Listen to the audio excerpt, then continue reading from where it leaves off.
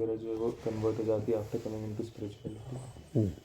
तो हमने पिछली बार ये डिस्कस किया था कि राइट हमारी एटीट्यूड और एस्पिरेशन क्या होना चाहिए, उसी बात को आज हम आगे समझेंगे। जब हम कोई राइट एस्पिरेशन एटीट्यूड लेके लाइफ में चलते हैं, जैसे हम सब बैठे हैं, हमने डिसाइड कर लिया कि हमको डिवोटी बनना है, लेकिन पूरी दुनिया तो डिवोटी नहीं है। जब दुनिया डिवोटी नहीं है और आपको डिवोटी बनना है, तो आप एक ऐसा सोचो कि एक करंट है, उसके अगेंस्ट आपको स्विम करना है। तो हर दिन का स्ट्रगल है, हर दिन आपको फाइट करना है। हो सकता है आपके पेरेंट्स एक्सेप्ट ना करें चीज़ को, हो सकता है आपके फ्रेंड्स ना एक्सेप्ट करें, हो सकता है कि सोसाइटी ना एक्सेप्ट करे। तो सब जगह आप सडनली, जैसे आपने ये चॉइस बनाई अपनी, आप मिसफिट हो गए हर जगह। You are not invited to the parties, you are not invited to the close groups of the friends, family functions में you are like a outsider because you are not eating anything, है ना। तो suddenly you feel like कि क्या किया मैंने, ये choice जो की है ये सही की है कि नहीं की है। ये चॉइस तो गलत नहीं हो गई मेरी कि मैं सब जगह से आउट हो गया, सब जगह से मिसफिट हो गया। मान लो आप कोई प्रोफेशन में हो, तो profession get togethers mostly alcohol से स्टार्ट और एंड होते हैं, और आप तो उसका हिस्सा ही नहीं हो। तो समाऊ आपके पुराने फ्रेंड सर्कल, आपका सब कुछ छूट गया आपके हाथ से सडनली एक चॉइस करने से। वो बहुत रेडिकल चॉइस हो गई है आपके लिए। तो आज हम ये समझेंगे कि ये जो रेडिकल चॉइस हमने की, और हम जब दूसरे अपने कंटेम्प्रेरीज की लाइफ को कंपेयर कर रहे हैं, तो क्या मैं छूट रहा है मेरे हाथ से, क्या चीज़ है जो वो एंजॉय कर रहे हो मैं नहीं कर पा रहा हूँ। तो ये जो फीलिंग होती है कि क्या चीज़ मेरे हाथ से छूट रही है जो उनकी लाइफ में और मेरी लाइफ में नहीं है, इसको एक टर्म है साइकोलॉजी में, और उसको कहते हैं FOMO। नाम सुना है? FOMO, fear of missing out. तो ये फियर ऑफ मिसिंग आउट ऐसा नहीं है कि केवल कर्मी जो लोग हैं उनकी लाइफ में, उनसे ज़्यादा फियर ऑफ मिसिंग आउट तो हमारी लाइफ में है कि नहीं है। क्योंकि हमको ऐसा नहीं है कि हम किसी एक ऐसी सोसाइटी में रह रहे हैं जहाँ हर कोई डिवोटी है, एक क्लोज ग्रुप है जहाँ आप गेट के अंदर घुसे और अब आपको बाहर ही नहीं निकलना है लाइफ में। ऐसा नहीं है, आपको तो बाहर निकल के हर वो काम करना है जो आपका कंटेम्प्रेरी व्यक्ति कर रहा है, लेकिन अब आपकी प्रायोरिटीज़ अलग हैं, आपकी चॉइसेस अलग हैं। अब इस अलग चॉइस और प्रायोरिटी के साथ जब आप उस सिस्टम में जाते हो, तो वो ऐसा है जैसे अभिमन्यु को भेजा जा रहा है चक्रव्यूह में। हर दिन आपको उस चक्रव्यूह में जाना है, लेकिन अभिमन्यु जैसे मरना नहीं है, उस चक्रव्यूह से बाहर निकलना है। तो ये जो फियर ऑफ मिसिंग आउट है, ये कहीं ना कहीं, आप कितने भी स्ट्रांग डिवोटी हो या कितने भी अच्छे भक्त हो आप, लेकिन ये फियर ऑफ मिसिंग आउट आपकी लाइफ में रहेगा।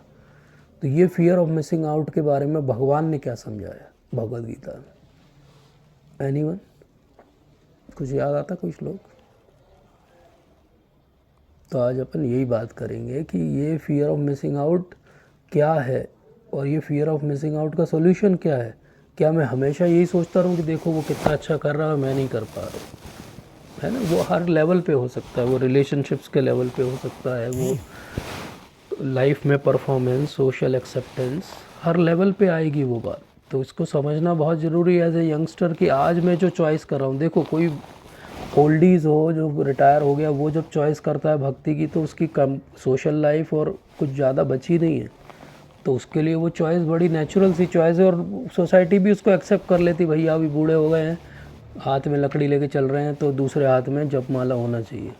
लेकिन जब आपके जैसा यंगस्टर या इनके जैसा बिल्कुल हाउ स्कूल गोइंग बच्चा जब इतना अच्छा कर रहा है भक्ति में, तो ऐसा नहीं है, देखो वो क्वेश्चन उसके भी मन में है, क्योंकि जब वो देखता है कि अरे देखो ये एग वाला केक खा रहे हैं सब लोग, लेकिन मैं तो नहीं खा पा रहा, ये आउटसाइडर फूड है, मैं तो नहीं खा पा रहा हूँ। तो मैं जो मिस कर रहा हूँ उसको मैं कैसे अपने आप को समझाऊँ। ज़्यादातर हम उसको समझा लेते हैं, क्योंकि हम भक्ति में थोड़ा बहुत सीखे हुए हैं, तो हम कुछ ना कुछ तरीके से अपने आप को बहला लेते हैं, नहीं नहीं नहीं करना चाहिए। लेकिन समवेयर बैक ऑफ माइंड में वो सबके रहता है कि शायद थोड़ा सा कभी कुछ अलाउड है, इधर उधर एडजस्टमेंट, बैलेंस, यही तो लाइफ है ना। होता है, कुछ गलत नहीं है, मेरे साथ भी होता है, अभी भी होता है, इतने सालों के बाद भी होता है। तो मैं अपने आप को कैसे समझाता हूँ? मैं इससे समझाता हूँ। ये जो श्लोक है इसी को आज डिस्कस करेंगे। ये श्लोक है 3rd चैप्टर का 35वां श्लोक। बहुत अच्छा श्लोक है, भगवान ने बहुत अच्छा बताया, और प्रभुपाद का बहुत सुंदर पढ़ भी है इस पर। पहले अपन ओपन कर लें।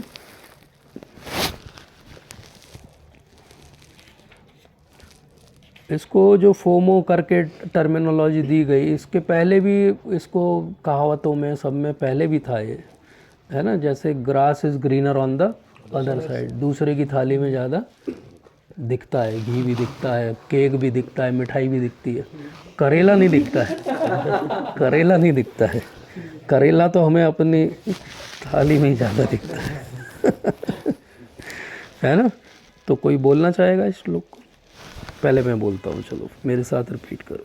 श्रेयान स्वधर्मो विगुणः, श्रेयान् स्वधर्मो विगुणः, परधर्म स्वानुष्ठितात्, स्वानुष्ठितात्, स्वधर्मे निधनं श्रेष्ठ, स्वधर्मे निधनं श्रेयः, परधर्मो भयावह। परधर्मो भयावह। तो श्रेयान स्वधर्मो विगुणः, थोड़ी बहुत संस्कृत भी अगर किसी को आती तो इतना तो समझ में आ जाएगा कि परधर्म क्या लिखा है, भयावह। तो परधर्म भयावह है, दूसरों का जो धर्म है वो तो भयावह है, और स्वधर्म करना सबसे अच्छा है।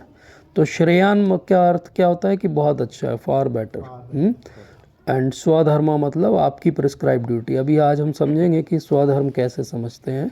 विगुण मतलब अगर वो फॉल्टी भी है, विगुण, गुण मतलब क्वालिटीज़, विगुण मतलब which is lacking the quality, मतलब फॉल्टी। तो विगुण भी है तो भी क्या हो गया, परधर्मात्, जो दूसरों की ड्यूटीज़ हैं वो अगर आप परफेक्टली भी करते हो उसको, अनुष्ठितात्, तो भी वो क्या हो गई, वो फिर भी फॉल्टी है। तो अपना धर्म फॉल्टी होने पे करना भी सही है, और दूसरों का धर्म बहुत अच्छे से भी आप कर लेते हो तो भी वो गलत है, क्योंकि परधर्मो भयावह। अब ये अलग अलग, जैसे भगवत गीता के हर श्लोक को कम से कम 3 अलग अलग स्तरों पे अपन समझ सकते हैं, ऐसे ही ये श्लोक भी 3 अलग अलग स्तरों पे अपन समझ सकते हैं। ज़्यादातर हमेशा याद रखना चाहिए, जब प्रभुपाद किसी बात को समझा रहे हैं तो वो किस लेवल पे समझा रहे हैं, वो उस लेवल पे समझा रहे हैं जो हमें अपनी लाइफ में अप्लाई करना है। उससे ऊपर का लेवल भी होते हैं जो कि और जो एलिवेटेड सोल्स हैं उनके लिए, और उससे और एक ऊपर का लेवल भी होता है जो नित्य सिद्ध डिवोटीज़ हैं उनके लिए। हमारे लिए इस श्लोक का क्या अर्थ है, हमारे लिए इस श्लोक को समझने के लिए हमको 2 शब्द समझने पड़ेंगे। एक, जो हमारा धर्म है मतलब स्वधर्म।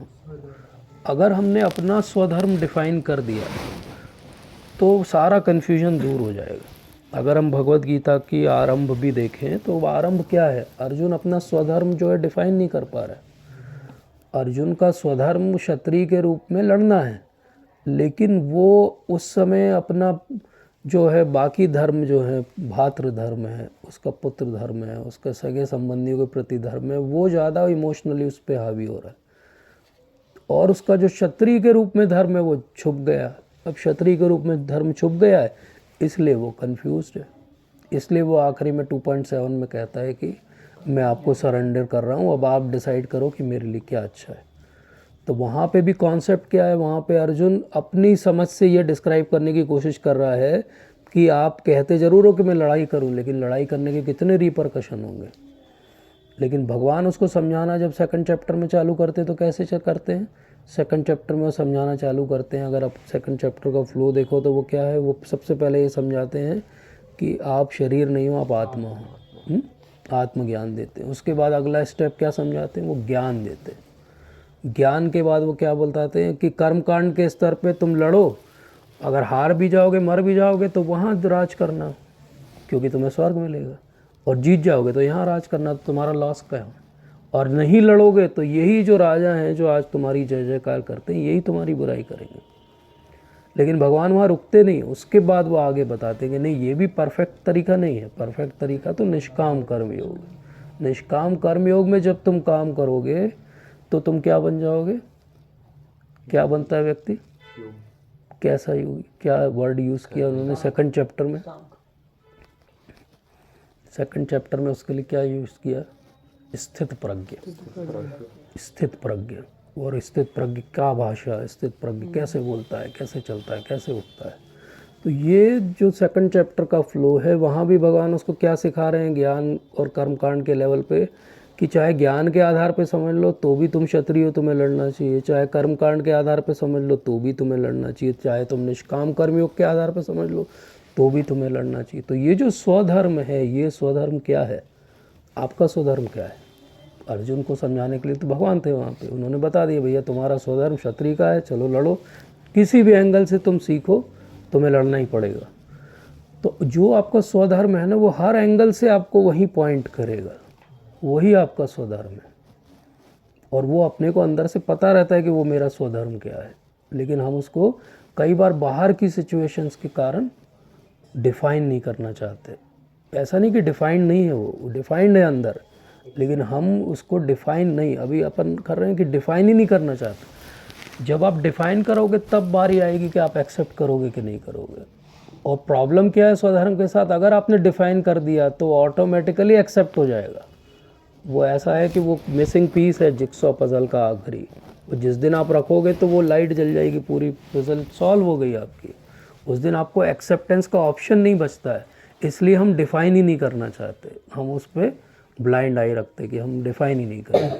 तो स्वधर्म एक्चुअली है क्या, क्या है स्वधर्म? ऑब्वियसली हाईएस्ट लेवल पे तो वो है, लेकिन एज ए स्टूडेंट आपका स्वधर्म क्या है? आप बोलोगे नित्य दास हैं तो हम जा रहे हैं वृंदावन, राधा कुंड बनाएंगे, यहाँ क्या कर रहे हैं, है ना? एज ए स्टूडेंट भी तो हमारा एक स्वधर्म है ना, उस स्वधर्म को समझना बहुत ज़रूरी है।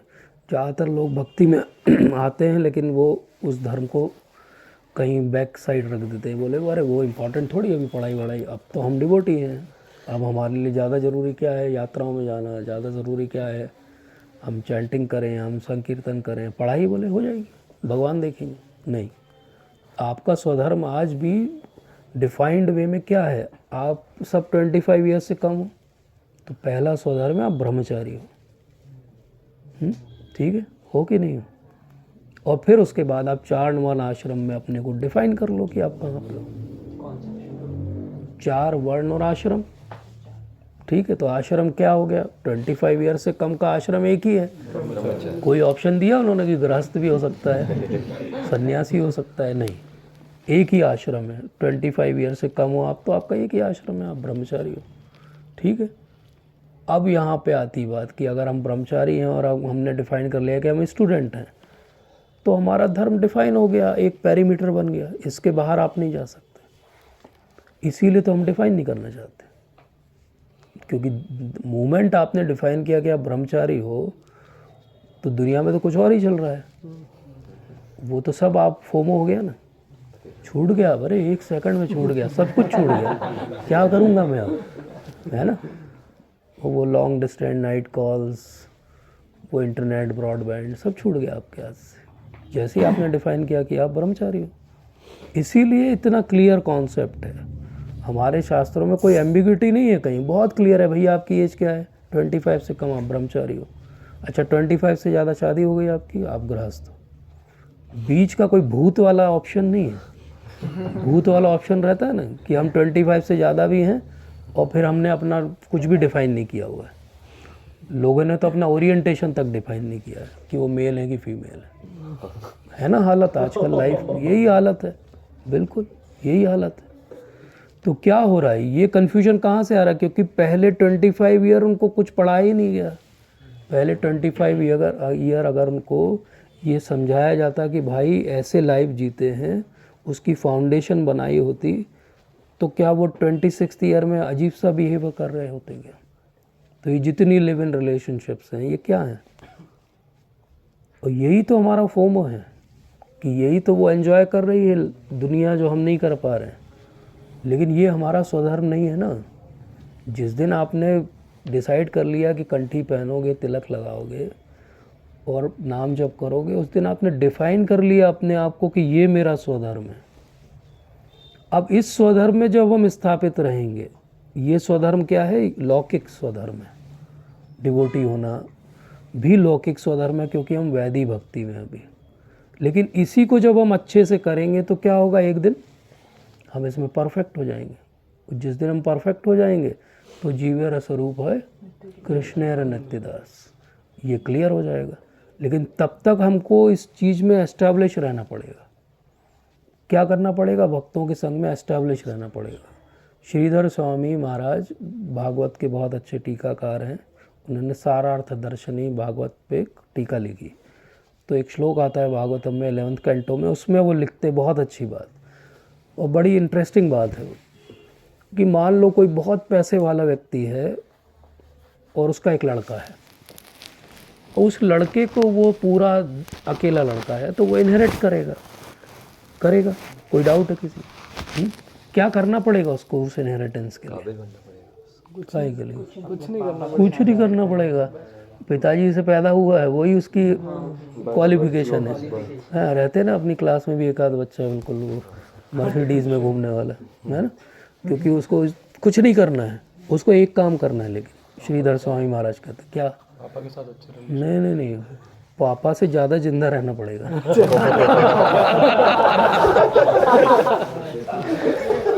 तब मिलेगा उसको। अगर वो पहले मर गया तो खत्म हो जाएगी कहानी। तो वो लाइट नाइट पार्टी करेगा, ड्रिंक ड्राइव करेगा, तो चांस है ना मर जाएगा भी। तो फिर कैसे इनहेरिट करेगा? इनहेरिटेंस का एक ही तरीका है कि जिंदा रहना पड़ेगा। ऐसे ही हमारी भक्ति में जीवेर स्वरूप होए कृष्णेर नित्यदास, ये रियलाइज़ करने के लिए हमको क्या करना पड़ेगा? कोई पीएचडी थीसिस नहीं करनी पड़ेगी, बस भक्तों के संग में बने रहना पड़ेगा। बने रहोगे तो एक दिन आपको ये जो क्राउड है ना, यही रियलाइज़ करा देगा। आपको कोई एक्स्ट्रा एफर्ट नहीं करना पड़ेगा।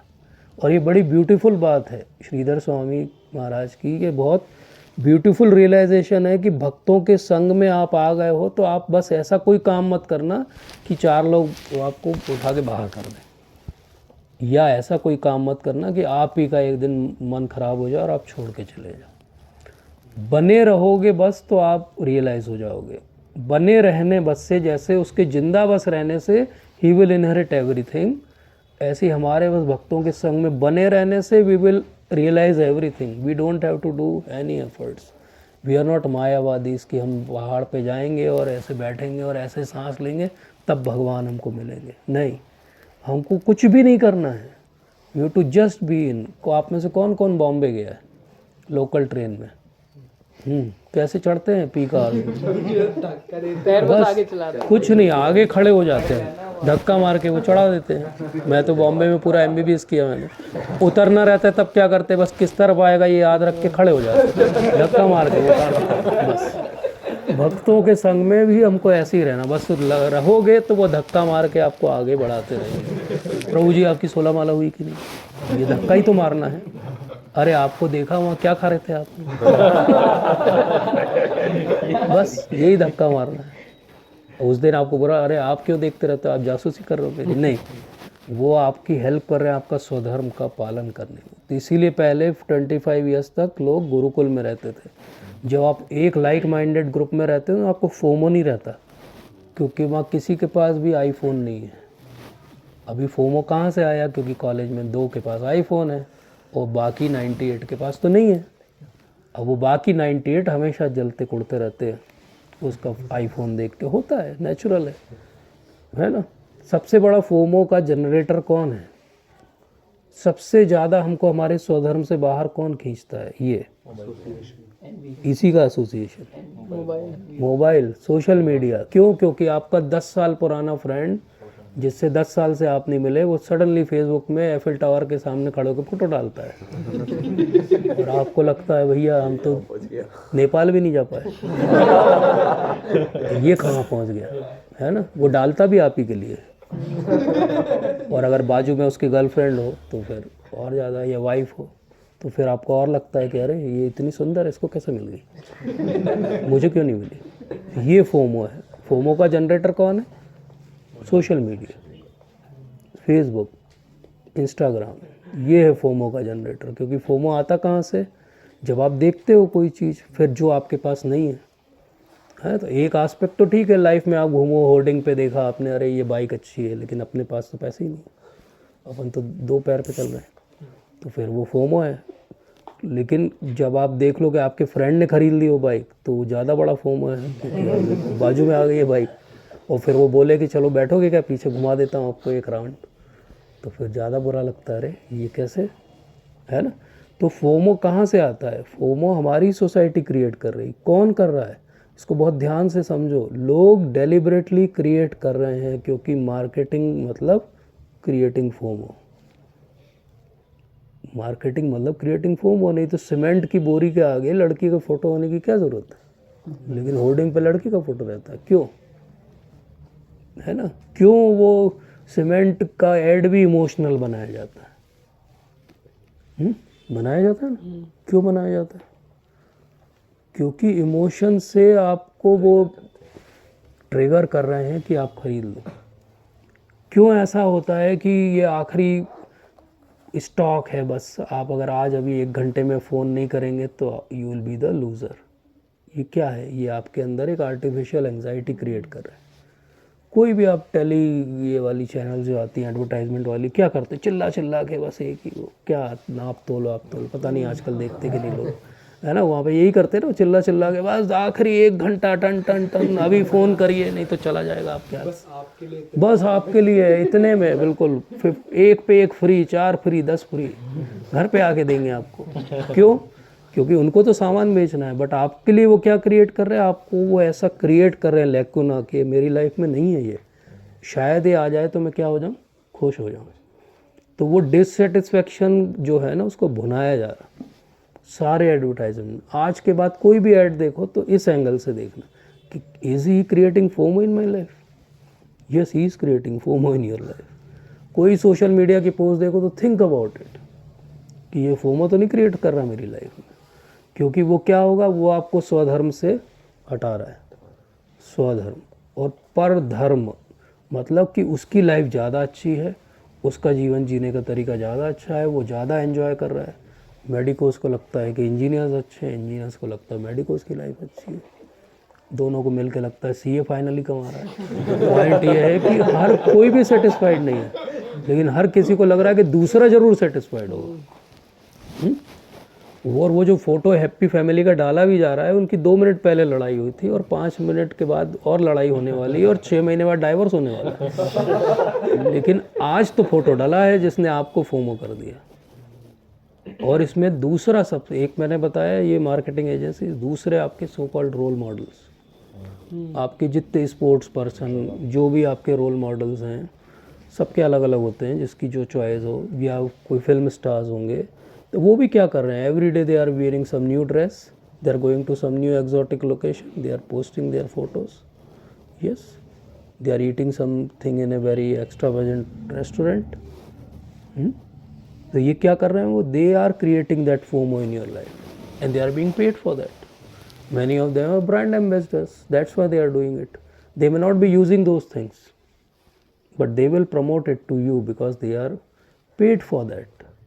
तो ये जो फोमो क्रिएट हो रहा है, ये बेसिकली मटेरियलिस्टिक सिविलाइजेशन को आगे बढ़ाने का इंजन है। अगर आप में डर नहीं रहेगा कि अरे मैंने नया फ़ोन नहीं खरीदा तो मैं पीछे छूट जाऊंगा लोगों से, ये डर के कारण ही तो आप अगली चीज़ खरीदते हो। तो पहले वो टीवी ऐसे वाले आते थे, अब ये बहुत पुराना हो गया टीवी, ऐसे कर्व्ड वाले स्क्रीन। बोले कर्व्ड स्क्रीन अच्छी नहीं है, फ्लैट स्क्रीन अच्छी है। तो फिर क्या आ गए? फ्लैट स्क्रीन भी बड़े होते जा रहे हैं, फ्लैट स्क्रीन, फिर उसके बाद फ्लैट स्क्रीन भी कर्व्ड आ गई। तो भैया इस कर्व्ड में क्या प्रॉब्लम थी? इस कर्व्ड में क्या प्रॉब्लम थी? अभी मैंने 2 दिन पहले ऐड देखा, लूना फिर से लॉन्च हो गई। लूना हमारे भी पहले लूना रीलॉन्च हो गई, तो पहले क्यों बंद हो गई थी? पॉइंट यही है कि वही चीज़ घूम के सर्कल कंप्लीट हो जाती है। बेल बॉटम्स, वो बड़ी वाली बॉटम बेल बॉटम्स अभी फिर आ गई। न्यूयॉर्क फैशन वीक का नया सेंसेशन है बेल बॉटम। बोले वो तो पहले भी थी। करोगे क्या? पैंट को यहाँ से चौड़ी करो, यहाँ से करो, यहाँ से करो, यहाँ से करोगे तो नीचे सरक जाती है। पॉइंट यही है। पॉइंट ये है कि ये जितनी फैशन इंडस्ट्रीज़ हैं, जितने भी प्रोडक्ट हैं जो आपको, ये सब केवल आपके अंदर ऐसा भरा जा रहा है कि नहीं ये वाले ट्राउज़र कैसे पहन के घूम रहे हैं, आप तो बहुत पिछड़े हुए, आपको तो बेल बॉटम पहनना चाहिए। तो फाइनली क्या हुआ? अरे मैं छूट ना जाऊँ रेस में, तो क्या बोले आजकल तो जीन्स और टी शर्ट। फाइनली मैं बोलता हूँ अपने रेसिडेंट से कि हर कोई जीन्स टी शर्ट पहन के घूम रहा है। अलग तो वो हुआ जिसने ट्राउज़र पहना हुआ है। You wanted to be different ना, बट किधर डिफरेंट हुए आप? तो भेड़ चाल का हिस्सा हो गए। तो वो वाली जीन्स जो बेसिकली वो वहाँ के स्वीपर्स ने चालू की थी, डोंट माइंड अगर किसी ने पहनी हुई है, I am not against it, but what I am saying is कि how they market things, I am saying that आप उसको समझो कि किस लेवल पे आपके दिमाग के साथ खेला जा रहा है। जब भी आपको लगता है ना कि ये मेरी फ्री चॉइस थी जिससे मैं ये सामान खरीद के लाया, भूल जाइए, आपको 6 महीने से मैनिपुलेट किया जा रहा था। 6 महीने के मैनिपुलेशन के बाद में आपको वो स्टिमुलेट कर पाए कि अब तो खरीद ही लेगा ये सामान, या वो ऐप डाउनलोड कर ही लेगा, कुछ भी हो सकता है वो, ठीक है। तो फाइनली क्या हो रहा है, वो 6 महीने से आपके दिमाग पे हावी थे, आपको समझे भी नहीं, और आपको इतने साइलेंट क्यूज़ दिए उन्होंने कितनी जगहों पे जो इनको आप रीड भी नहीं कर पाए, और उन्होंने आपसे ज़्यादा ह्यूमन साइकोलॉजी पढ़ी और समझी है, उनका पूरा कोर्स है। उसके बाद उन्होंने आपको इतना मैनिपुलेट किया कि फाइनली आपको लगा मैं अपने फ्री विल से ये बाइक खरीद के लाया, फॉरगेट अबाउट इट, ये मैंने फ्री विल से देखो फ़ोन खरीदा नहीं। अब इसके साथ प्रॉब्लम क्या है, आप अगर फोमो में बहोगे भी तो भी आप हमेशा क्रॉनिकली डिससेटिस्फाइड रहोगे। ऐसा नहीं कि एक टाइम आएगा जब परधर्म करते करते वही मेरा स्वधर्म बन जाएगा, ऐसा कभी भी नहीं होगा, क्योंकि आप एक परधर्म को फॉलो करोगे तो दूसरा परधर्म दिखाई देगा सामने। हाँ, अभी आईफोन का कौन सा चल रहा है, 15 आ गया, देखो ये देखो। तो मान लो किसी के पास 13 है, हमको दूर से तो दिखता बढ़िया आईफोन लेके घूम रहा है, लेकिन वो अंदर से क्रॉनिकली डिससेटिस्फाइड है कि भैया कब मैं 15 खरीदूंगा, और कहीं उसके साथ अगर ऐसी चोट हो गई कि वो 14 खरीद के आया और 1 महीने बाद ही 15 लॉन्च हो गया तो उसके साथ तो प्रॉब्लम हो गई, क्योंकि अब तो फोमो में आ गया, वो 1 लाख का फ़ोन लेके घूम रहा है तो भी फोमो में है वो, समझ गए। अगर कोई प्लेन में भी ट्रैवल कर रहा है तो वो इस फोमो में है कि मैं जो है वो इकोनॉमी क्लास में क्यों नहीं जा रहा, इकोनॉमी क्लास में क्यों जा रहा हूँ, बिज़नेस क्लास में क्यों नहीं जा रहा। जो बिज़नेस में जा रहा है वो इस फोमो में कि मेरा प्राइवेट जेट कब आएगा, चार्टर प्लेन कब आएगा। हर कोई फोमो में है, अडानी भी फोमो में है, अंबानी भी फोमो में है। फोमो में वही नहीं है जिन्होंने अपनी लाइफ की प्रायोरिटीज़ को ठीक से डिफाइन किया, जिन्होंने ये समझा कि स्वधर्म और परधर्म में एक बहुत बड़ा अंतर होता है। और जिस दिन आपने ये डिमार्केशन करना सीख लिया कि ये स्वधर्म है और ये परधर्म है, आप अट्रैक्ट होना बंद हो जाओगे। ये सारे जो अपने अट्रैक्शन है, कई बार अपन क्वेश्चन पूछते हैं इतने दिन डिवोटी होने के बाद भी ये मेरे को क्यों अट्रैक्ट कर रहा है, क्योंकि हमने अपना स्वधर्म का पेरीमीटर डिफाइन नहीं किया। जिस दिन हम स्वधर्म का पेरीमीटर डिफाइन कर लेते, और धर्म हमको अट्रैक्ट करना बंद कर देगा, दूसरे की थाली में हम देखना ही बंद कर देंगे। जब देखेंगे ही नहीं तो घी ज़्यादा है कि केक ज़्यादा है, ये कैसे समझ में आएगा। जब हम देखते हैं तब समझ में आता है, ठीक है। और अगर आप सच में स्पिरिचुअल हो तो आपको ये रियलाइज़ करना चाहिए कि everything you get is by your past karmas, by your प्रारब्ध। And if everything you get is by prarabdha, then everything that he is getting is also because of his prarabdha. Then whenever you see something good in, like a nice watch he is wearing, you should not feel कि how I possess it. You should feel that he is so fortunate, he must have done something good in his previous life. Let's appreciate it. तो किसी के साथ कुछ अच्छा हो रहा है तो हमेशा उसको ये अप्रिशिएट करो कि देखो ये प्रारब्ध कितना अच्छा काम कर रहा है उसके लिए, और उसको ये सोचो कि कैसे इसको हम, इसका प्रारब्ध हम अल्टीमेट कर दें इसको डिवोटी बना के, न कि ये सोचो कि उसके पास जो घड़ी है वो मेरे पास कब आएगी। ये हमारे पिताजी तो कुछ कमाए नहीं, देखो तो हमारे पास है नहीं पैसा, ये सोचना गलत है। सोचना क्या चाहिए कि देखो his life is good because of his past karmas, let it be like that, and let me do now as a stimulus a good Karma.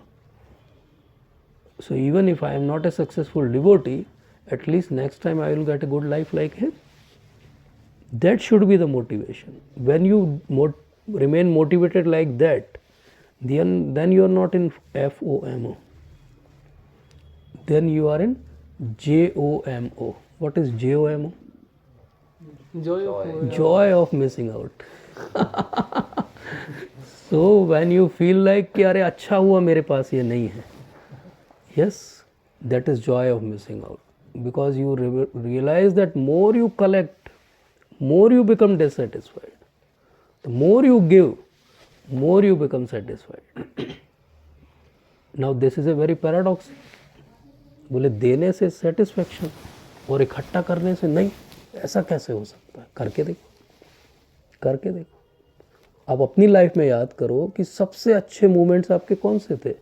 उन किसी भी मोमेंट में आपको कोई आईफोन नहीं दिखेगा, उन किसी भी मोमेंट में कोई महंगी गाड़ी, कार या गैजेट्स नहीं दिखेंगे। उन सारे मोमेंट में लोग दिखेंगे, इमोशंस दिखेंगे, अचीवमेंट्स दिखेंगे, पोटेंशियल्स दिखेंगे। यही अंतर है। आप जिस दिन वो देखने लगोगे कि अच्छे मोमेंट वो नहीं होते हैं जो आईफोन से फ़ोटो खींचे जाते हैं, अच्छे मोमेंट वो हैं जिनके फ़ोटो नहीं खींचने पड़ते, वो अपने आप यहाँ सेव्ड रहते हैं। अच्छे मोमेंट वो नहीं होते जो रिकॉर्ड और वीडियो बन के फेसबुक पे जाते हैं।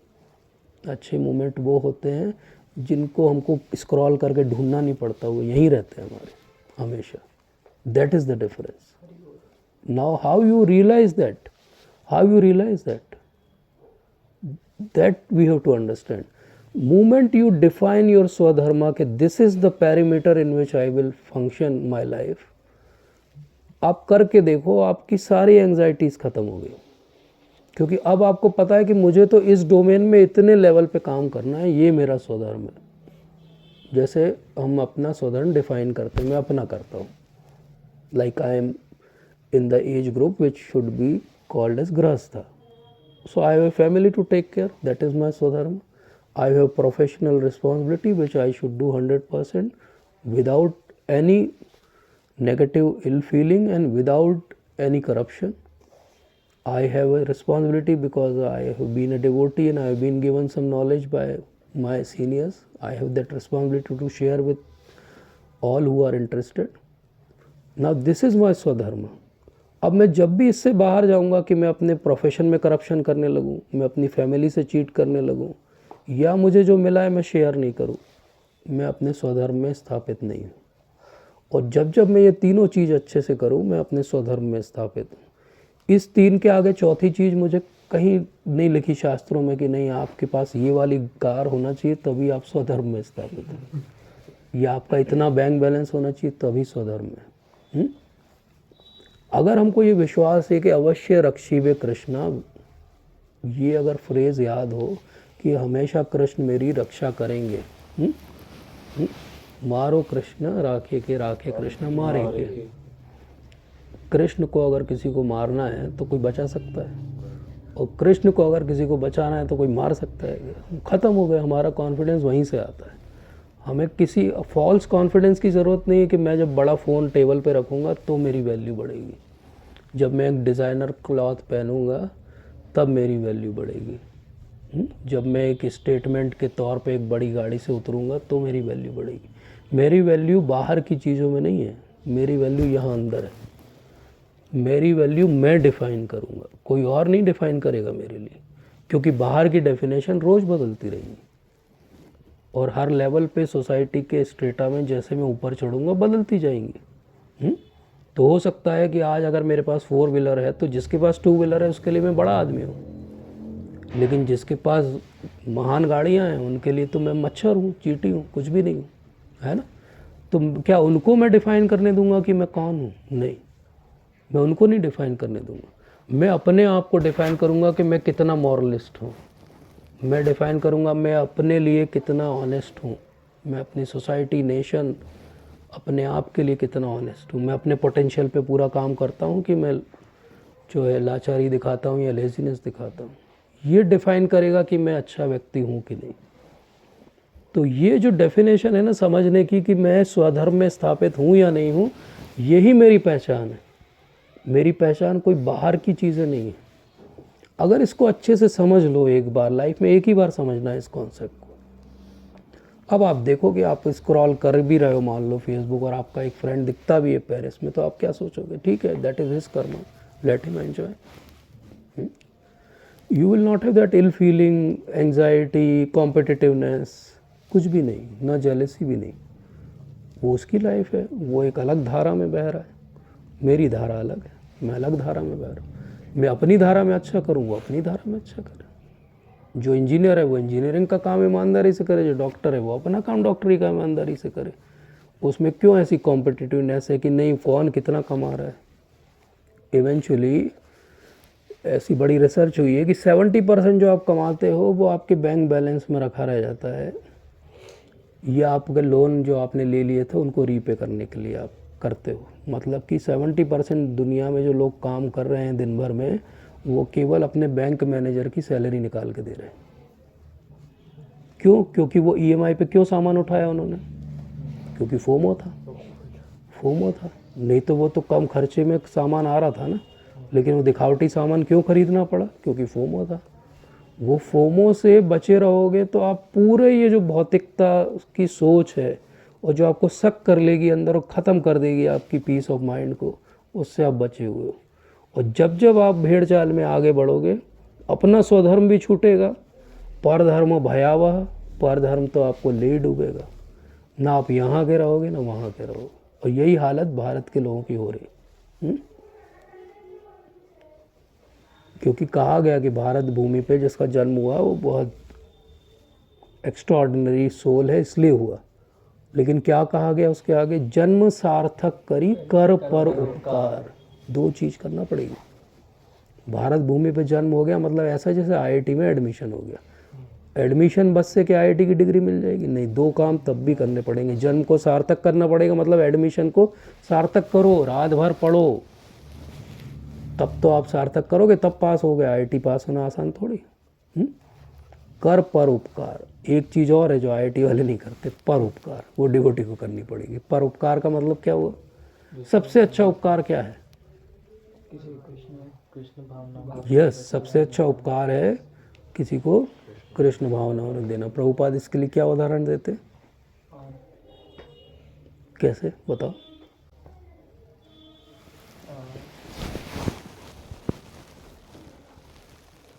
ऊपर बैठ जाओ बेटे, बी रिलैक्स्ड। जाना है क्या? टाइम ज़्यादा हो गया क्या? उसने मतलब उसका आराम से ऊपर बैठ जाओ ना। आई एम फ्री, बैठ जाओ। कि पूरी लाइफ मिसकंसेप्शन रहा है। वो मतलब एक नीम की मतलब पत्ती को ही खा करके सोच रहा था इसी में मतलब इटर्नल ब्लिस है। वेरी गुड, है ना? बट असली ब्लिस तो आम को खाने में है। हाँ, तो उसको ऐसे एक एग्जाम्पल दिया था प्रभुपाद ने कि मान लो एक कीड़ा है जो नीम के पेड़ पे पैदा हुआ है और नीम की पत्ती खा के उसकी लाइफ वही है। प्रभुपाद बहुत बार एग्जाम्पल देते हैं कि कोई हॉग है, पिग है, तो उसकी लाइफ क्या है? वही स्टूल और सीवेज खाना। अब उसके लिए आपको एक हायर टेस्ट डेवलप करके देना, वो बहुत बड़ी चीज़ है, बहुत बड़ी चीज़ है। प्रभुपाद ये जो मैं एग्जांपल दे रहा था, यहाँ जो एग्जांपल प्रभुपाद देते हैं वो ये कि मान लो एक बहुत वेल्दी पर्सन है और उसका लड़का है वो ही इज़ मेंटली डिस्टर्ब, और एक दिन घर से निकल जाता है और वो कहीं भागता दौड़ता कहीं और पहुंच जाता है और लोग ढूंढ रहे हैं उसको, कोई मिल नहीं रहा है। और you happen to know the father also and you happen to know the son also. Now you see someone loitering like this, shabby clothes, गंदा फंदा, बहुत दिन से खाना नहीं खाया है, पागल टाइप घूम रहा है। अब एक तरीका क्या है? उसको बढ़िया हेयर कट दे दो, उसको ड्रेस नहीं दे दो, उसको खाना खिला दो। लेकिन सुबह खाना खिलाओगे तो शाम को फिर भूख लगेगी। अब आप उसके पीछे तो नहीं हो, आप तो चले जाओगे। सबसे बढ़िया तरीका क्या है? जैसा है उसको उठाओ, गाड़ी में डालो अपनी और उसके पिताजी के पास छोड़ के आ जाओ। अब पिताजी उसको दोनों टाइम का खाना भी दे देंगे, कपड़े भी दे देंगे, उसके बाल भी कटवा देंगे, उसका इलाज भी करा देंगे, पढ़ा लिखा भी देंगे, उसको पूरा इनहेरिटेंस भी दे देंगे अपना। आपने क्या काम किया? उठा के बस उनसे जोड़ दिया कि आपका लड़का वहाँ है। इतना भी अगर फ़ोन कर दिया तो इनफ हो गया, बाकी तो वो is capable enough, he will handle everything, है ना? तो यहाँ पे करना क्या है अपने को? अपने को यही करना है कि हम जब किसी को सोचें भी कि हम जोड़ रहे हैं तो हमारा एटीट्यूड ये नहीं रहना चाहिए अरे देखो हम लेके आए इसको। हमारा एटीट्यूड क्या रहना चाहिए? वो ही already belong to that place, we are just reconnecting, we are not doing something great favour to someone. इसको कहते हैं नित्य सिद्ध कृष्ण प्रेम, साध्य कबू नहीं। इसका मतलब क्या हुआ? कृष्ण प्रेम कहीं बाहर से डाउनलोड नहीं होने वाला। नित्य सिद्ध कृष्ण प्रेम, नित्य सिद्ध है कृष्ण प्रेम, अंदर है। साध्य कबू नहीं, कोई साधना से आपको नहीं। आप सोचो कि ये माला जप करोगे तो एक दिन आपको कृष्ण प्रेम आ जाएगा। आप समझे क्या? आप एक बेसिक बहुत इम्पॉर्टेंट रियलाइजेशन बता रहा हूँ। आप कभी मत ये सोचो कि आपकी माला जप 16 माला करो, 32 करो, 64 करो कि 124 करो, उससे नहीं भगवान मिलने वाले हैं आपको। तो भगवान कैसे मिलेंगे? भगवान मिलेंगे, हाँ, कहाँ से आएगी, कैसे आएगी? ऑस्टेरिटीज से। तो चले जाओ हिमालय, उल्टे लटक जाओ, देखो किसको मिलते हैं भगवान, कुछ नहीं मिलेंगे। श्रवण कर लो, बहुत सुनते रहो, आंसू बहाओ, तो भी नहीं मिलेंगे भगवान। जो रिलेशन है उसको रीस्टैब्लिश कैसे होगा? चैंटिंग तो मैंने पहले ही बोल दिया, चैंटिंग भर करने से कुछ नहीं होगा। काहे से होगा? चैंटिंग करने से होता क्या है? Heart purify. बोले कुछ नहीं होता। ऐसा आंसर मत दो। बोले आज तक तो कुछ नहीं हुआ। चैंटिंग करने से क्या होता है? चैंटिंग करने से आप गुरु परंपरा से जुड़ते हो, भगवान आपको मिलेंगे गुरु परंपरा की कृपा से। हमारे किसी एफर्ट से नहीं मिलने वाले, हमारे एफर्ट तो हमको मालूम है। हमारी चैंटिंग का वीडियो अगर चला दिया जाए तो वीडियो देख के हमको नींद आ जाएगी। चैंटिंग तो दूर की बात है। या हमको अगर फेस ब्लर करके दिखा जाए कि ये सुनो भैया ये किसी की चैंटिंग है, कितने नंबर दोगे इसको, तो हम अपने आप को नंबर नहीं दे पाएंगे। होगा ना ऐसा? तो हमारे एफर्ट्स तो मिनिस्क्यूल हैं। जैसे कोई चींटी अगर चाहे कि यहाँ पे रेंग रही हो और वो चाहे कि वो वहाँ जाएगी उस पिलर पे, ऑलमोस्ट इम्पॉसिबल टास्क है उसके लिए। लेकिन अगर आप सोचो और आप उठा के वहाँ रख दो उसको, तो कितनी देर लगेगी उसको वहाँ पहुँचने में? यही अंतर है। गुरु परंपरा से हमको कृपा मिलेगी, उससे भगवान हमको साक्षात्कार में मिलेंगे, हमारे एफर्ट से नहीं मिलेंगे। बट गुरु परंपरा की कृपा के लिए एफर्ट्स करने पड़ेंगे। चैंटिंग का एम भगवान को पाना नहीं है, चैंटिंग का एम है गुरु परंपरा को दिखाना कि मैं सिंसियर हूँ। इतना ही एम है बस। मैं सिंसियर हूँ, आपसे मैंने प्रॉमिस किया था 16 माला करने का, मैं कर रहा हूँ जैसे टूटी फूटी जैसे बनती है मुझे, बाकी आप देख लेना। ये एटीट्यूड रखोगे आपको रियलाइजेशन हो जाएगा। और आप ये एटीट्यूड रखोगे जैसे हम भौतिकतावादी जीवन में रखते कि अच्छा ये 4 चैप्टर पढ़ने हैं, अच्छे से रट लेंगे तो पूरे नंबर आएंगे, बोले आएंगे। ये भौतिकतावादी सोच। आप ये पूरी भगवद गीता पढ़ लो, कुछ नहीं होगा आपको। आप एक श्लोक पढ़ लो, बदल जाओ। अंतर क्या? क्यों बोलते कि एक बार नाम लेने से आप वैष्णव बन गए? कैसे बन गए? Yes, that mindset, that clarity that I am no one, I have no abilities. The moment you realize I am no one and I have no abilities, इसीलिए इतने सारे नियम कि आप पालन न कर पाओगे। तो अभी तो आपको लगेगा कि मैं कुछ नहीं हूँ। अगर हम आपको इजी नियम दे देते, रोज ABCD लिखा करो, भगवान मिल जाएंगे। बोले प्रभु जी ये देखिए पूरी किताब भर दी ABCD लिख के, मिल गए भगवान? नहीं। नियम कठोर इसीलिए हैं, वो तपस्या जो आप कह रहे थे, ऐसी तपस्या जो आप कर ना पाओ। तो आपको क्या रियलाइज होगा? ह्यूमिलिटी। पूरा एम क्या है? ह्यूमिलिटी जनरेट करना है, ऐसे या वैसे। या तो डे 1 पे रियलाइज़ कर लो कि हम तो नकारा हैं, रिजेक्टेड माल हैं, और हम कहीं के नहीं हैं, कहीं नहीं बिके। इतने सारे वो निकल गए, सत्युग, त्रेता युग, द्वापर युग, भगवान के पास नहीं पहुंच पाए। बैक बेंचर में भी आखिरी बेंच वाले, है ना, जो स्कूल में एडमिशन ही नहीं हुआ जिनका, वो लोग। ऐसा सोच लो, ठीक है? तो ऐसे सच में ऐसा सोच लो जिस दिन आपकी स्कूल में एडमिशन नहीं लिया और अब हमको पासिंग वाला सर्टिफिकेट चाहिए। होता है ना ऐसा? होता है ना ऐसा? सेटिंग से होता है ना, बिना जाए तो यही है प्रभुपाद का जो स्कूल है, ऐसा ही है। ये सबसे रिजेक्टेड लोग, सोचो हिप्पीज, प्रभुपाद ने उनको उठा के महाराज बना दिया। लेकिन उनमें क्या क्वालिटी थी? उनमें यही क्वालिटी थी कि उनको ये क्लियर था कि हम में कुछ नहीं है। और हमारे साथ प्रॉब्लम क्या, हमको ये लगता है कि हमारे अंदर भी तो बहुत सारा है, तो हम अपने एफर्ट से आगे बढ़ेंगे। अपने एफर्ट से नहीं बढ़ सकते आप आगे। आपको सिंपल हिमालय में वो माउंट एवरेस्ट भी चढ़नी हो तो आपके पहले आप एक शेरपा रहता वो चढ़ता, फिर पीछे पीछे आप चढ़ते, और वहाँ चढ़ जाओगे आप। कैसे चढ़ोगे? इसलिए जो कुछ हम कर रहे हैं प्रोसेस, उस प्रोसेस का 2 ही एम निकलना चाहिए या 2 ही आउटकम निकलने चाहिए। एक, ह्यूमिलिटी जनरेट हो जानी चाहिए कि मेरे से नहीं बन रहा, I have no abilities to do it. That clarity आ जाना चाहिए। वो क्लैरिटी जब तक नहीं आती तब तक क्या लगता है, हाँ कर रहे हैं बढ़िया, देखो एक दिन भी ब्रेक नहीं हुआ है, 16 माला बिल्कुल अच्छे से चल रही है, रोज़ भागवतम भगवद गीता पढ़ रहे हैं, बस भगवान ऐसे बटन दबेगा आ जाए। नहीं आएंगे, नहीं आते हैं। He is not bothered about you. वो तो आपकी सुनते ही नहीं है आप जब चैंटिंग करते हो। वो तो गुरु महाराज की सुनते हैं, प्रभुपाद की सुनते हैं। हाँ, प्रभुपाद जिस दिन बोलेंगे ये ठीक है, अच्छा लड़का है, उस दिन भूल जाओ आपने क्या किया जीवन में या नहीं किया। आपने कुछ भी नहीं किया हो, बस somehow make him happy, that's all. Now, how to make him happy? He is not easily pleased. Why? Because he is सिद्धांत in which he sees that आप उस पेरीमीटर में कितने समय रहे, आपकी थॉट आपके स्वधर्म में कितने समय थी। मान लो एक डॉट रोज का हो और बहुत सारे डॉट जब आप बाहर हो तब के हों। अब आप अपना इमेजिनेशन करोगे, आपका पिक्चर कैसा बनेगा, कितनी बार आप उस फ्रेम में रहोगे और कितनी बार आउट ऑफ फ्रेम रहोगे। अब आउट ऑफ फ्रेम का कलर कुछ ज़्यादा ही डार्क है अगर, तो रियलाइज़ कर लो कि you will not get the mercy.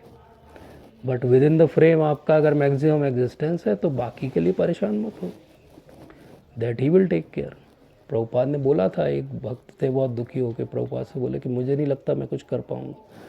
तो प्रभुपाद ने बोला कोई बात नहीं, मेरे पास भगवान का जो किंगडम है उसकी बैक डोर की चाबी है।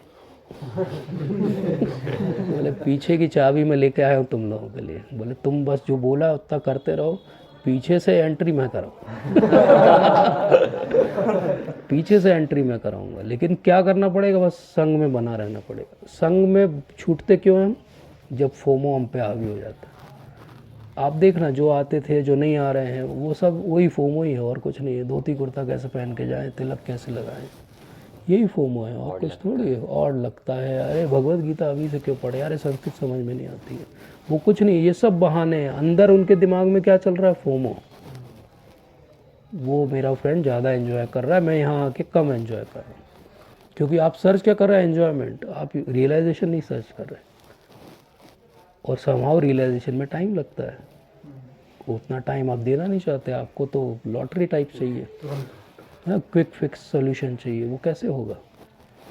इसलिए एक बात समझना चाहिए कि ओवरऑल अगर मैं समराइज़ करूं आज की बात को, तो भगवान क्या कहना चाह रहे हैं। भगवान ये कहना चाह रहे हैं कि आप अपना स्वधर्म डिफाइन करो। एक एक्सरसाइज करो सब लोग, एक पेज लो, एक टाइम लो आधे घंटे का, थिंक अबाउट इट कि एक्चुअली मैं क्यों हूँ, मैं क्यों हूँ। पहला पैराग्राफ ये लिखना है। दूसरा पैराग्राफ मेरी स्ट्रेंथ क्या है और मेरी वीकनेस क्या है। इसको कहते हैं सॉर्ट एनालिसिस। पूरा सॉर्ट भी कर सकते हो, पूरा सॉर्ट नहीं भी करना है तो स्ट्रेंथ और वीकनेस अपनी समझो और डिफाइन करो कि मेरा स्वधर्म है एज ए स्टूडेंट, ये मेरा पेरीमीटर है, इसके बाहर मैं नहीं जाऊंगा। उस पेरीमीटर में एक ऐसा बनाओ और इसके बाहर एक जोन बनाओ, एक बफर जोन, कि ठीक है कभी हुआ तो मैं इससे इतना और आगे जा सकता हूँ, बट नॉट बियॉन्ड दैट, है ना। मूवमेंट आपने अपने लिए वो डेफिनेशन कर ली, उसके बाद आप you are not influence by anything, that will be your protection, है ना। लोग कहते हैं ना कि 4 नियम क्यों करें पालन, ये 4 नियम आपकी प्रोटेक्शन है। कैसे, पेरीमीटर के अंदर बने रहने देते हैं। हाँ, चार से वो से स्टार्ट होता हाँ वो तो है, लेकिन ये 4 नियम एज ए यंगस्टर आपकी कैसे हेल्प करते हैं। एक लाइफस्टाइल, आपको तो परेशान करते हैं। एक लाइफस्टाइल। बढ़िया चाय पीते हैं आप फ्रेंड्स के साथ, वो चाय क्या खुला है वो चाय मंत्रालय में बैठ के पी नहीं पा रहे आप, हैं, समोसा खाते हो नहीं खा पा रहे, तो नुकसान हो गया ना आपका। तो 4 नियम भारी पड़ गया आपको, तो क्या करें, छोड़ दें करते रहें दुखी होके, या उसको समझें कि क्यों करना है। समझें क्यों करना है, क्योंकि वो आपकी सेफ्टी है। जैसे हेलमेट पहनना किसको अच्छा लगता है, किसी को नहीं अच्छा लगता, क्यों आशुतोष, है ना। सीट बेल्ट लगाना किसको अच्छा लगता है, सब कोई भूल जाता है, लेकिन वो सेफ्टी है। चाहे गर्मी हो तब भी हेलमेट पहनो, जान बची रहेगी, गर्मी लगेगी ना बस। 4 नियम भी ऐसे ही हैं, हेलमेट है आपकी, आपको अच्छे नहीं लगेंगे, अनकंफर्टेबल हैं, परेशान हो जाओगे, लेकिन करते रहोगे तो आप इस फ्रेम में बने रहोगे। इस फ्रेम में बने रहोगे तो जैसा मैंने कहा, बाकी तो धक्के में सब हो जाएगा। बने ही बस तो रहना है, वो बने ही रहना नहीं होता कलयुग में, बाकी तो दूर की बात है। आपका जितना अनुभव है भक्ति का, उसी में देख लो कितने लोग आते जाते टाइप हो जाते हैं, आए आराम गए आराम, आए बढ़िया है, ऐसा लगता है कि बस अगले नाइन्थ गोस्वामी यही होने वाले हैं और नाइन्थ डे गायब हो जाते हैं। हाँ, डे 1 पे 16 माला, डे 2 पे 16 माला, डे 3 पे 0 हैं, बहुत सारे हैं। मैंने तो इतने सारे देख लिए इतने सालों में। We are not making fun of them because 16 माला 2 बार भी किए तो उसका फल मिलेगा उनको, लेकिन we are not happy with them, we are sad for them कि एक बड़ी अपॉर्चुनिटी उनके हाथ से छूट गई। लेकिन उनको लाना बचाना वो तो बात की बात है, हमको उससे ये सबक सीखना कि हमारा हाल वो ना हो जाए, हमारा हाल वो ना हो जाए कि हम बाहर से इतने इन्फ्लुएंस हो जाएं कि छूट जाए चीज़। तो अगर किसी चीज़ की एंग्जाइटी होना चाहिए भक्त को तो वो एक ही होना चाहिए कि भक्ति ना छूट जाए मेरी, बस। बाकी कोई एंग्जाइटी रखने की ज़रूरत नहीं। बाकी भगवान, गुरु महाराज, सब कोई दे विल टेक केयर। जब यहाँ तक लाएँ तो सब कराएंगे, लेकिन ये एंग्जाइटी क्या होनी चाहिए कि छूट ना जाए, डिवोटीज़ का संग ना छूट जाए। यंगस्टर्स के साथ ये इशू ज़्यादा होता है क्योंकि अभी आपको बहुत लंबी लाइफ जीनी है, बहुत सारे चैलेंजेस आएंगे, बहुत कुछ आपको इस चीज़ पे बने रहने के लिए बहुत सारे सेक्रीफाइस करने पड़ेंगे, बहुत सारे कॉम्प्रोमाइज़ करने पड़ेंगे, बहुत सारे चैलेंजेस पर्सनल रिलेशन के लेवल पे झेलने पड़ेंगे। लेकिन अगर आपका पैरामीटर क्लियर होगा तो आप सब झेल के निकल जाओगे और आप डिवोटी बने रहोगे। और नहीं होगा तो कोई ना कोई एक सिस्टम आपका फेल हो जाएगा और आपकी डिवोशनल लाइफ कोलैप्स हो जाएगी। तो अगर पॉजिटिव होना चाहिए तो एक बात के लिए होना चाहिए कि मैंने जो अपने लिए डिफ़ाइन कर ली डिवोशनल लाइफ वो ना छूट जाए मेरे से। पॉजिटिव ये नहीं होना चाहिए कि कौन सी नई चीज़ मैं ग्रैब कर लूँ, कौन सी नई चीज़ खरीद लूँ, कौन सी नई रिलेशनशिप पाल लूँ, नहीं। पॉजिटिव ये होना चाहिए कि जो पाल लिया है वो बना रहे, जो है हमारे पास वो ना छूट जाए। अगर इतनी हमने प्रायोरिटी डिफ़ाइन कर ली लाइफ में तो बहुत सारे चैलेंजेस आएंगे लेकिन हम सबसे बाहर निकल जाएंगे। बस इतना सा मेरा कहना कि फोमो में बहना नहीं है, हमारी धारा अलग है। हमारी धारा फोमो नहीं है, हमारी धारा स्वधर्म है। तो इसलिए फोमो की जगह क्या करना है, जोमो, जॉय। अच्छा है नहीं है, कम है ना, we are happy with that. कम है तो कम एंजाइटी भी है, कम है तो कम इश्यूज़ भी हैं, कम क्वेश्चंस भी हैं। क्योंकि एक बात को समझो कि एक लेवल के बाद ना आपकी लाइफ में बहुत अंतर नहीं पड़ता कि आप क्या कर रहे हो, कुछ नहीं पड़ता, कुछ नहीं पड़ता। जैसे कोई व्हीकल का काम पॉइंट ए से पॉइंट बी ले जाना है ना, पॉइंट ए से पॉइंट बी कोई भी व्हीकल ले जा सकता है आपको। Does it make any difference कि आप किस व्हीकल से चल रहे हो? Does it affect your calibre? आप 4 कमरे के घर में रहो, 40 कमरे के घर में रहो कि 2 कमरे के घर में रहो, क्या अंतर पड़ता है? कुछ भी नहीं, है ना। तो I think that is the gist of today's discussion, that somewhere we have to understand it कि FOMO is not the thing which we want to follow, we want to follow what is given in the shastras. तो हमारे right aspiration से कैसे जुड़ेगा? हमारे right aspiration हमने पिछली बार define किए, कैसे हम उन राइट एस्पिरेशन से बने रहें वो हमने आज डिफाइन किया। ठीक है, चलो टेक केयर, थैंक यू। ये रख लेना। अरे हाँ बोलो बोलो। जैसे आपने कहा कि वो प्रभु का फ़ोन करके बता आ रहे हैं रास्ते में। पेंटिंग जो करते हैं परंपरा से जुड़े रहने के लिए, जैसे कि हम भगवान को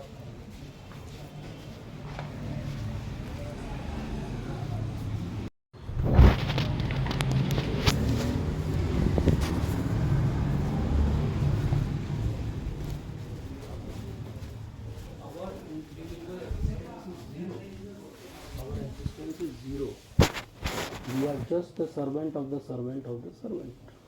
What I am saying is, when Prabhupada is saying कि please engage me in your service, तो understood है उसमें कि please engage me in your service through my Guru Maharaj.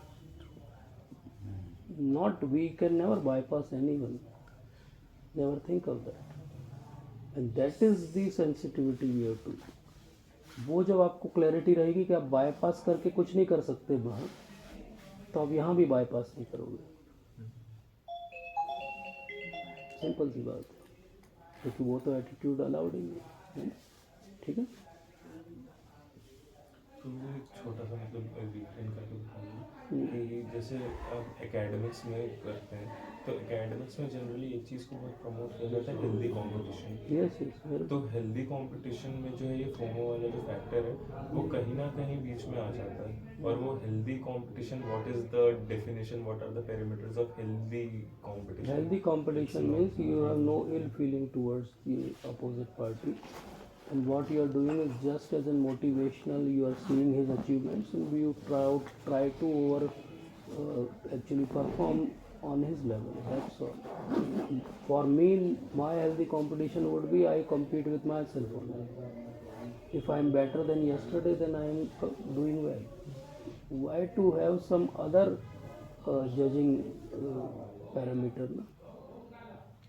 He may fall someday and you will feel कि हाँ मैंने अच्छा किया उससे, but that may not be the perfect. उसका हो सकता है उस चीज़ में कैलिबर आपसे कहीं ज़्यादा हो, तो आप तो कभी उसको कैच नहीं कर पाओगे, तो आप हमेशा डिप्रेस करोगे। तो why not think in our terms only कि मेरा जो पोटेंशियल है क्या मैं उससे अच्छा कर रहा हूँ, क्या मैं कल से आज अच्छा हूँ, बस दैट्स ऑल। आप अगर उसी को हेल्दी मान लो कि मैं अपने से कम्पीट करूँगा, एक सिंपल करके देखना, you are the right one to do that, कि आप अगर 0.1% भी रोज़ इम्प्रूव हो गए तो 1 ईयर में कितने इम्प्रूव हो करके देखना एक्सपोनेंशियल उसको कैलकुलेशन, कि आप आज 1 हो और कल जो है 1.1 हो, अगले दिन 1.1 का 0.1 हो, तो 365 डेज में कितने हो, उसका आंसर रफली आएगा 36 टाइम्स।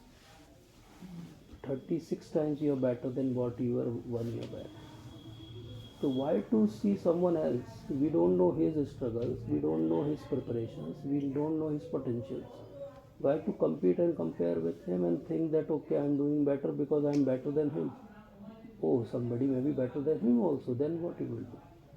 जैसे कोचिंग क्लासेस में बहुत कॉमन है, बोले वो फर्स्ट आता है उससे अच्छा कर दोगे तो अच्छे हो जाओगे, हो सकता है उससे अच्छा दिल्ली में बैठा हो कोई, तो चलो भैया आप ऑल इंडिया की रैंकिंग देखो, बोले हाँ उससे अच्छा करेंगे हम, उससे अच्छा करने जाओगे तो हो सकता है वो आपकी कोचिंग क्लास में वो एग्ज़ाम ही नहीं देता वो बंदा, वो सीधे आपके मेन एग्ज़ाम में आएगा उतर के और देगा एग्ज़ाम और आपसे ज़्यादा अच्छा परफॉर्म कर जाएगा, तब क्या करोगे?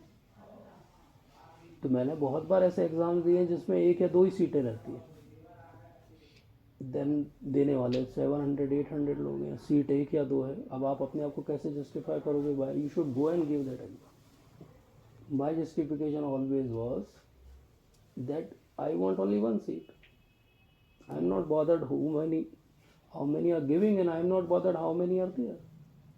मुझे तो 1 ही सीट चाहिए ना, उन 2 में से 1 मेरी है, बाकी दूसरी में डिसाइड कर लें लोग उनको किससे चाहिए। ठीक है, तो मान लो 800 लोग दे रहे हैं तो 799 बाकी के लिए कम्पीट करें, मेरी तो 1 सीट पक्की है। आप जिस इस एटीट्यूड से जाओगे तो काहेगी competition, and this is the right way to deal with this problem, because competitive world में तो हमेशा रहना पड़ेगा। तो हम कब तक 1 2 3 का गेम खेलेंगे? 1 2 3 का गेम नहीं खेलेंगे, हम तो अपने को इम्प्रूव करेंगे। 1 2 3 का गेम तो हमेशा डिप्रेसिंग हो सकता है। आप ऐसे बैच में हो जो सब मीडियोकर हो तो आप टॉपर हो, that doesn't make you topper. That is just because you are in a mediocre batch you are doing well. अंधों में खाना रहा हो सकता है बिल्कुल टॉप परफॉर्मर बैच में 20वें नंबर पे आ रहे हो, लेकिन आपकी ऑल इंडिया 20वीं रैंक भी आएगी, है ना? तो हम अपने आप को दूसरों से जब भी कंपेयर करेंगे तो वो कोई बहुत अच्छी कंपटीशन नहीं है, क्योंकि हमको रियल पिक्चर, कंप्लीट पिक्चर ही नहीं पता है। उससे अच्छा हम अपने आप को पूरा जानते हैं। Why not compete with ourself, कि कल मैं इस सब्जेक्ट में इतना था, आज मैं उससे अच्छा हूँ, मतलब मैं अच्छा कर रहा हूँ। Let it be like that and I assure you, मतलब this is one thing which I can give in writing also, that if you do this there is no competitive exam in the world which you can not crack, that too in a first way. कोई मुश्किल काम नहीं, कोई competitive exam, सब competitive exam mind game है, केवल mind game. Best से बेस्ट कॉम्पिटिटिव एग्ज़ाम में देखो 75-80% से ज़्यादा परफॉर्म नहीं करना पड़ता, तो क्या 75-80% नहीं ला सकते आप? कोई भी ला सकता है, लेकिन वो माइंड गेम है, वो 3 घंटे आप क्या करते हो, और माइंड गेम छूट जाता है। आप हारते माइंड की वजह से, नॉलेज की वजह से नहीं। वो सारी सिली मिस्टेक जो आपको पीछे करती है, वो सारे रिपीट क्वेश्चन जो आप गलत करके आते हो, जिसके कारण आपकी रैंक नहीं आती, वो सारी आपकी गलतियाँ जो आप थोड़ा ध्यान देते तो सुधर जाती, पर वो आलस ने आपको हरा दिया।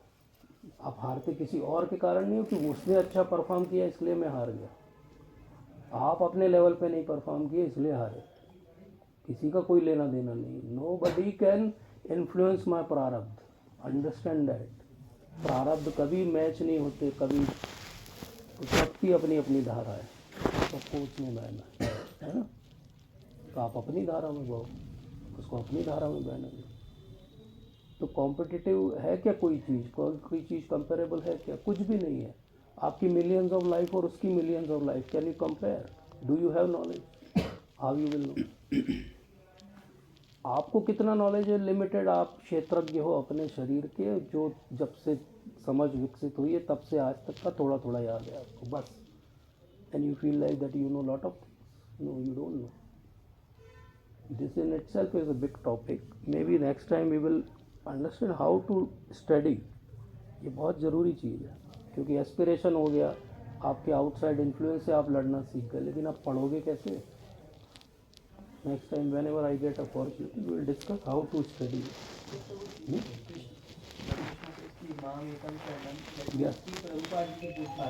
Obviously, माम एकम शरणम व्रज का मतलब ही है कि गुरु परंपरा को पूरी तरह से सरेंडर्ड रहना, बस।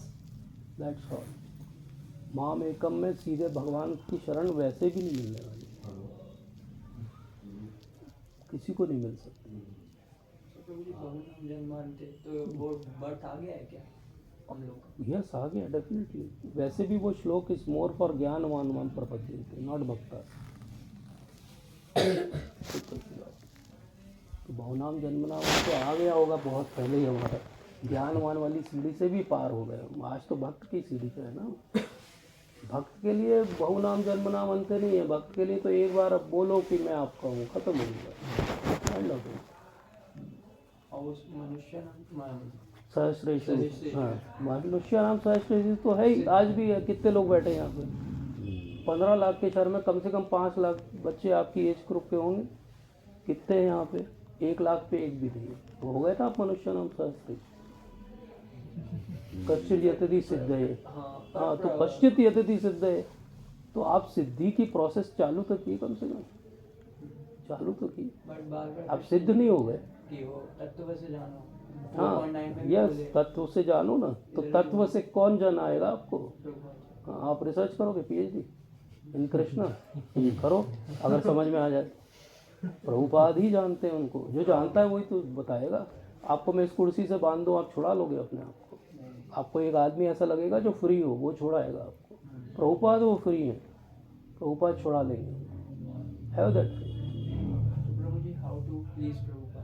How to please Prabhupada? Prabhupada has very clearly said, you cooperate amongst yourself and follow regulative principles, chant 16 rounds, बस। प्रभुपाद तो आशुतोष है, आशुतोष है प्रभुपाद, मतलब बहुत इजीली प्लीज हो जाते हैं, इतनी सी बात बता रहे हैं।